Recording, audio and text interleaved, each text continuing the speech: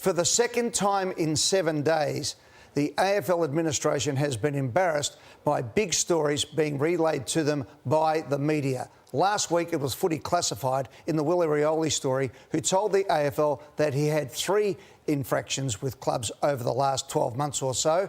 Tonight, it's, you're not going to believe this, it's a situation where the Lachie Schultz concussion incident that happened on Friday night in Perth has now been shown that the umpires did know what was going on. So let's go first of all to the broadcaster's dedicated match day feed, which was broadcast tonight on Channel 7. Play on. You. Yep. The injured player in the middle. Yep. I'm watching. Let it go, let it go. You. Still me. Have we looking? We're okay. We're okay. You try to understand?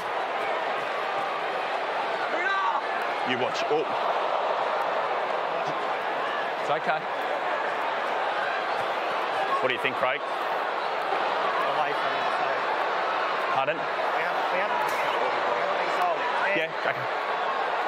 Yeah. 7. No, I understand. So we can only stop it if the ball's coming. You stay, Joe. I'll go. No. Or if they instruct us to stop it. I understand, but that's what we're instructed to do.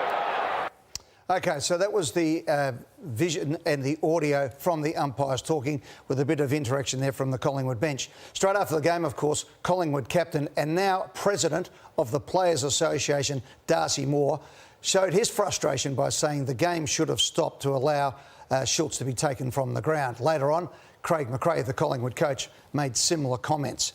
Right, let's get into this, because what that has shown now is that the information relayed to Laura Kane and to Josh Money, the head of umpires, that they didn't know what was going on is clearly bogus. Yeah, that's exactly right. And the AFL statement the following day elicited exactly that fact. The AFL statement said the play can be stopped by the umpires, who are instructed to stop play as soon as they are aware there's an injured player in the vicinity of play. This is the key bit. In last night's match, the umpires did not see the injured player at the time, so play continued. Upon review, if umpires were aware, play would have been stopped when Dacos had possession in the middle of the ground. So the umpires didn't tell the AFL that they saw what they clearly saw, and the audio demonstrates that. OK, so Laura Kane, the head of football, has come out and said that the buck stops with her. It's her fault. I've spoken to Andrew Dillon tonight. He is having a full investigation. He is really disappointed that the system broke down. That is, that his departments didn't go to the audio tapes, which are available in real time. Yeah. So not only that, but Triple M, 3AW, SEN would have probably had access to Fox it. Footy. Don't know what the journos are doing available these days. to everyone, yeah. But it goes there. But it doesn't matter. But Channel 7, well done to the agenda setters tonight. They had the story. They've made it open for us to discuss. First of all, Hurdy, let's, before we get into the sort of head-kicking exercise, I look at that vision and the umpires seem to have it under control. Yeah.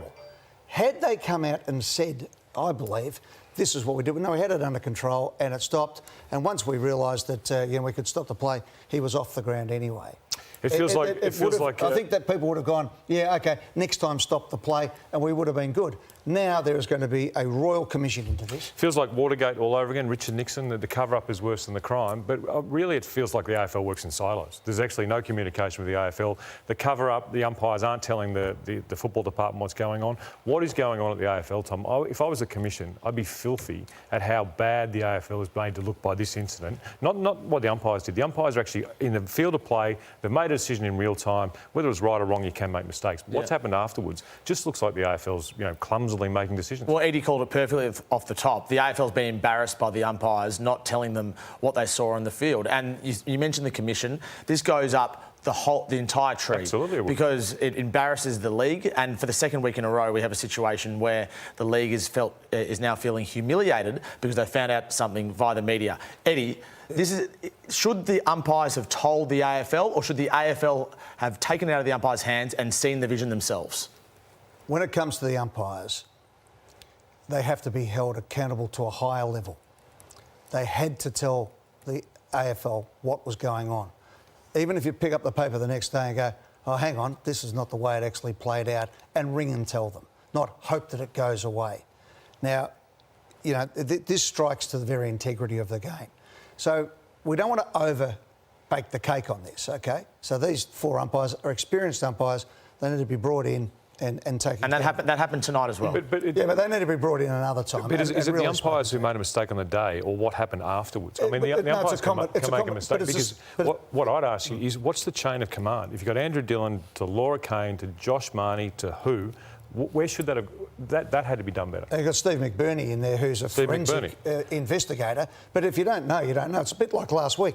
The AFL were blindsided by making a decision without knowing about the other 2. In the end, for all the carry-on, the AFL got there eventually on Friday, and they'll probably get there eventually on this.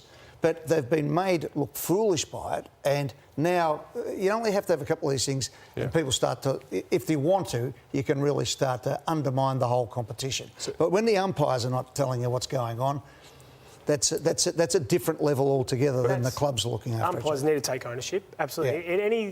In any industry, when you stuff up, you have to take ownership to be able to move forward. But the other part is get the information first. The AFL need to talk to the umpiring department, the clubs last week, and get all the info first before you make a decision. But be proactive with your decisions, not reactive to the media, which they're clearly listening to. A couple of years back when Collingwood and North Melbourne played, and remember there was no 50-metre penalty to North Melbourne, or 50-metre to penalty to North Melbourne, which would have got them a goal to win the match against Collingwood. Laura Kane then quoted the audio from the umpires. So it's not like it's anything new. In this one, somebody should have checked the audio. Well, it shows a business that's running silos. A business is not running a chain of command. People aren't sharing information, which means businesses can't run effectively, and poor decisions are made, and they're made look silly. I think the AFL's made look silly again. If I was the Commission, I'd be very upset. So if we're looking at best-case scenario, Tom, like, what would this have looked like after AFL came out Friday and go, yeah, there was a mistake made? After they came out, there was a mistake. Yeah, so what would this have looked like? Well, that's the end of it. Once the AFL said that they've made a mistake. No, then... from an umpiring point of view. Sorry, I didn't explain that. Sorry, you could ask the question again. What would the best case scenario have been from an umpiring point of view if we were to have this happen again? Yeah. They say, this is what we did. We were in charge. We turned it over to each other. We knew the ball was over there. Everyone was okay. I looked around, 2 Collingwood officials were there, had him up, one was the doctor, he fell over, OK, didn't need to stop it just then. We made a mistake when Jamie Elliott had the ball, we should have stopped the play at that particular stage and got him off the ground. That's all that happened. It's only open and transparent. But I don't even think they made that much a mistake. Now, Collingwood afterwards said this is what we should have done, and that's well and that's good in hindsight, and that should be what happens. But the ball wasn't anywhere near Schultz. I mean, nothing happened in the actual game itself to affect Schultz after it hit. But there has been lingering tension between the umpires and the AFL, specifically the football department, for quite some time now. Now, whether umpires are too precious and too, careful with some of the criticism and some of the feedback they get, or whether the AFL doesn't support the umpires as much as they should, regardless, there is a divide between key umpires and the AFL that's existed for at least a couple of years. Now, what's the umpire's reaction tonight to Laura Kane's comments where she has put it right back on the umpire? Yeah, I spoke to an umpire tonight, and he said a large section of the umpires that he speaks to are filthy with Laura Kane's comment. Do they feel like they've been thrown under the bus? Yeah, they feel like they continually get thrown under the bus, like at the bottom of the food chain. I'm getting sick of everyone getting thrown under the bus. They didn't tell what was going on. Eddie, this is my point. Like, are they being too precious? Are they being too careful with some of the feedback they're getting? I've had this an opinion on this for a fair while. And again, I support the umpires, right? It's going to sound like I don't, but you've got to call it as it is. In any organisation, when infallibility comes into play, accountability goes out the window, OK? Now, the umpires get coached within an inch of their lives and they make mistakes, players make mistakes. We know all that routine. But when it comes to this sort of thing, now, I'm going to ask you a question. Whatever happened to umpire Michael Pell, who allegedly gave out information on the voting at the tribunal? Because Jaden Stevenson got 10 games and a $20,000 fine and a 12-game suspended sentence for bets totalling $36.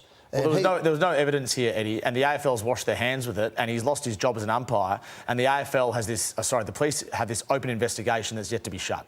So from the AFL perspective, they couldn't prove it. Yeah, but how long ago was it back? That's in 2022, Did umpire Pell deny it? Yeah, he hasn't admitted to any guilt. Hasn't admitted to guilt, OK. Yeah. But wouldn't you think that everybody in AFL football's integrity department would be prosecuting that case? Well, they've washed their hands with it. It's a police issue now. Yeah, but this is my point. Wash 3 years. their hands of it. You can't wash your hands of these things. Yeah, that's right. Okay. So the other issue today revolves around the AFL again and Tanya Hosh, who's the head of diversity and inclusion at the league. And you would have thought, given how important it is to have someone of that stature in this week. On Sunday, a media release went around where Tanya Hosh was included in today's proceedings in Darwin. Then today another one went around where she wasn't there. So she wasn't in Darwin today. Now, I spoke to the AFL today. They just said she wasn't on the plane and that she had called into the commission meeting yesterday. But of all the people that you'd want in Darwin today, surely Tanya Hosh is number one alongside Andrew Dillon, isn't it? But it was an issue. Was she ill or did... No, just wasn't there. And my understanding of the situation is, again, she has felt, and this is according to people around her, like her job and her abilities haven't been utilised to full effect in recent times. And that is what's led to some frustrations again from her camp. Is this off the back of the Rioli? Last week. Yeah, Rioli last week, and even before then as well. She's such an established person. She's so highly regarded in clubland, but clearly, for whatever reason, they're just not working together at the moment. It The seems AFL. strange she wouldn't go to Darwin just because she was upset. I mean, if that's her role. Well, I'm not saying just because she was upset. I'm saying that there's been some sort of divide, and for whatever reason, she wasn't in Darwin. There's not a lot of harmony Putting two and two together, though, Yeah. you're saying she didn't go because she doesn't feel valued. Yeah, she doesn't feel like her abilities are being valued as they should. Doesn't seem like there's a lot of harmony between some key stakeholders at the moment. So we need to unite our game somehow. And you've got a couple of ideas coming forward how we can help, don't you, Ed? Well, I mean, it hasn't been a great week. I mean, you know, if you really want to have a good look at it, Peter V'landys just walked into Perth and walked out with 65 million and put a team in there. I just want to go back to the umpires. Having some experience as umpires ambassador, I think Congratulations. I could add a lot of value to that conversation. Well, you give full and frank appraisals of the Definitely, umpires over the yes. years, go on. Yeah. Oh, no, I'm not going to add anything. I don't want another That's it. $25,000 fine. I'm just offering my services. Okay, all right, well, He may be back there. you're not going to believe this. Sorry, Tom, you're going to Yeah, say... I just want to talk about this. Another quick thing. Yeah. There's so much inconsistency around code of conduct and what punishments players get for off-field misdemeanours. And the AFL in September 2020 committed with the Players Association as part of the CBA to not just review, but have a revised code of conduct within 12 months. That's 20 months ago. They're yet to do it. So this plays into this whole inconsistency thing, not just with the Giants players, not just with Willie Rioli, but with everything that happens. The league is yet to fully execute what they promised they would do in September 2023. Well, 20 months ago we announced that there was going to be a new drug code. Yeah. Now, that is going to be announced in the next couple of weeks, but it's going to be diluted. an absolute wet lettuce leaf. And this is what the problem is. I think they've got to go back to the negotiation table on this and start making decisions and rules and not placate everyone, because when you're trying to be something to everybody, you end up being nothing to nobody. And that's where we seem to be heading at the moment. The people there are good people. That's the thing. I mean, I want to be at pains with this. They're good people, but they're like my golf shot. Looks good, it's over there. They need to chip back on at the moment. I doubt that. It looks good, Ed. I actually doubt yours. Well, I hit it. You hit it. OK, that's but good. it's over there. They need to chip back on, and just everybody needs to get realigned, because I can tell you behind the scenes there's plenty going on about trying to roll people off the commission, people lining themselves up for the commission chairman's job. Richard Goyder wants to stay on for an extended, and there's a lot of disharmony, and this is just going to feed it absolutely. Believe it or not, we were going to talk about the way the umpires set up in the game tonight. We're going to have a look at that right after this on Footy Classified. Welcome back to Footy Classified, and the Keziah Pickett non-free kick was something that has led a lot of people to asking, does the four-umpire system work? OK, boys, we're going to have a look at this, because I 20 years ago went to Jeff Geeshan when he was umpire's boss with an idea on this, and my thesis was basically we have 11 umpires on the field, 7 of them can't make decisions. Now, if you have a look at this, that umpire up the back there, OK, he can be excused that he didn't have a line of sight. If we go to the next shot that we've got, you see the goal umpire's there. I think we might have missed the shot that I wanted to have there. They showed it before. You saw the Go back one if you can, guys. I want to show you, and just stick with this. So look at this. Where the situation happens is that that field umpire circled is looking at the goals. The goal umpire is straddling the goal line, and a boundary umpire is there. None of them are actually looking at the play. Now, clearly, everyone in the stadium, except for the umpires or the umpires who were adjudicating, saw what was going on. So let's move on, OK? This is the plan that we have put up a number of times. And again, speaking within AFL House, They think that this is the answer going forward, but they've only half done it. Now, under this plan, rather than the umpires running up and down all the time and turning one umpire into two umpires, into three umpires, into four umpires, inside AFL House at the moment, they believe that the umpires are getting caught too much in the corridor. But as you can see here, if the umpires are positioned there, and these are their zones, then you could get anyone. Ray Chamberlain could come back tomorrow. Former players could be umpires. Women could get into the umpiring because you zone off and let the ball come to you rather than running up and down all the time. Now, the trick on this that makes it a little bit different, that becomes controversial, is that there are two umpires here. So under my plan, we get rid of goal umpires and boundary umpires, OK? It's causing too many people out there. It would save nearly $5 million a year in umpires' fees, which could go into making it better for the field umpires. So, again, as the play now moves, when people cross and transfer play to the other side, umpires can move across, move up and down, but don't have to be running up and down continually. So, guys, does that make sense to you? Shifting Absolutely. like a zone. OK, so you do it as a zone. The other thing I'd bring in now, because who knows when the ball gets kicked out, whether it's going to be a free kick or not, is just make it last touch between the arcs, OK? So that stops boundary umpires. You don't need boundary umpires. Sorry, last disposal or last touch? Well, you can debate that, all right? We'll get to that. You can debate that in a second. Why would you do it between the arcs? Why not? I agree with you. I agree with all that. But why not do it all over the ground? Well, that's a good point. You can. I'm happy for people to discuss that. I'm glad you're actually, adding on to it. I left it that there'll be throw-ins here so that the ruck work would still be there and that part of the game is still in play.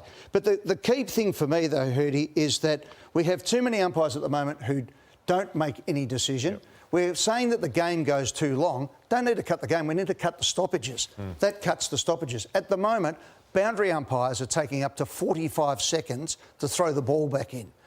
If you do that, of course, with the umpiring, you're going to have less situation of having arc decisions because you're in a better position. Now, I'll show you the better position. Everyone says the umpires are in the best position.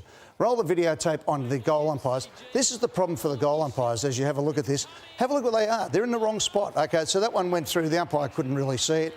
But the next two really show. Look at that. The umpire not only is in the wrong spot, he's getting killed and he's on the ground. And this happens every time. Now, if those two umpires were standing on the other side of the goal post, then what they have to do is only have to look after 7 yards, not 21 yards in the old 21 metres, whatever it is these days, plus the next bit for the boundary umpire as well if he's not there.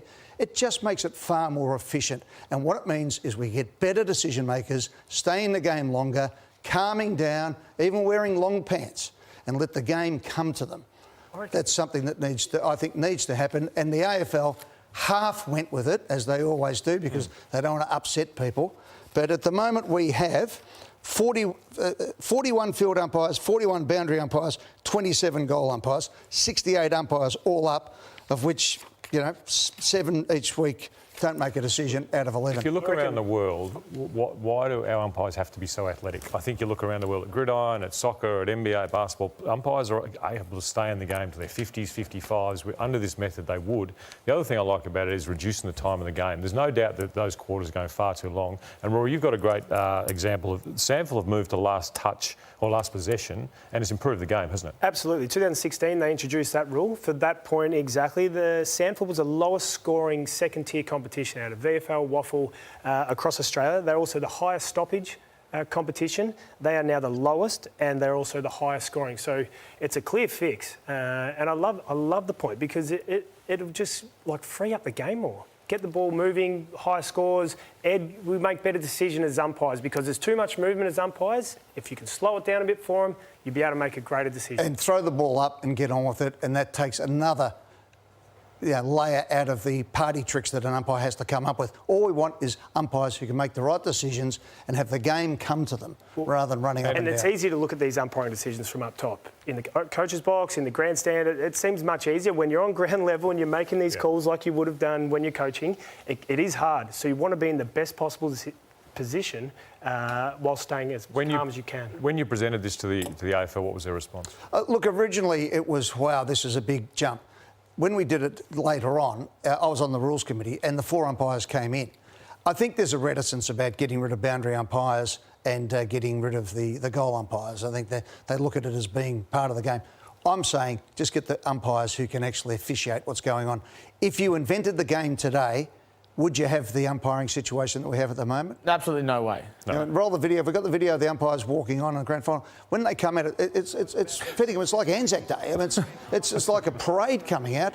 But of those, only 4, and generally only 2 who are in the zone, can make a decision. And can umpires in all zones in this situation, can they make decisions to other zones? Yeah, and the idea is you coach them to say, calm down, let the ball come to you, be experienced, we pay you extra. I know some of the umpires don't want to be full-time, that's fine, but the ones that are full-time can then coach at junior levels or go to the school football during the week, help the women, they're on full-time, and you just bring it through. It solves a lot of problems if you're prepared to rip the Band-Aid off and get it fixed once and for all.